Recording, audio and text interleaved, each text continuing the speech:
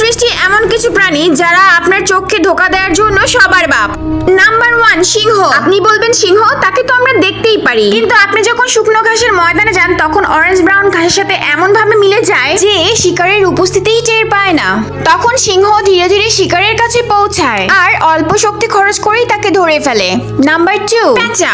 প্যাঁচাও নিজের সেফটি এবং শিকারের জন্য ক্যামোফ্ল্যাশের উপর নির্ভর করে। যেমন ইস্টার্ন ক্রিস্টালের ফেদার গাছের ছালের মতো হয়ে থাকে। যখন সে গাছে বসে গাছের বাকলের সাথে এমন ভাবে মিশে যায় যে তাকে চিনতে পারাই মুশকিল হয়ে যায়। Number 3, orchid Mandy's. এই ম্যান্ডিস দুই পাঞ্জা জড়ো করে একদম ফুলের মতো বসে থাকে। এটাকে অ্যাগ্রেসিভ মিমিক্রিও বলা হয়। কিন্তু এটা ফুল কেন সাজে তা দেখে আপনি অবাক হবেন। আসলে ফুলের মতো দেখা যায় বলে পোকামাকড় এটাকে দেখে আকর্ষিত হয়। যখন তারা কাছে যায় তখন তারা বুঝতে পারে এটা ফুল নয়, একটা ধোঁকা। নিঃসন্দেহে আল্লাহ তাআলাই সর্বোত্তম সৃষ্টিকারী। বন্ধুরা, এরকম আরো ভিডিও দেখতে চাইলে চ্যানেলটি লাইক এন্ড সাবস্ক্রাইব করে দিও।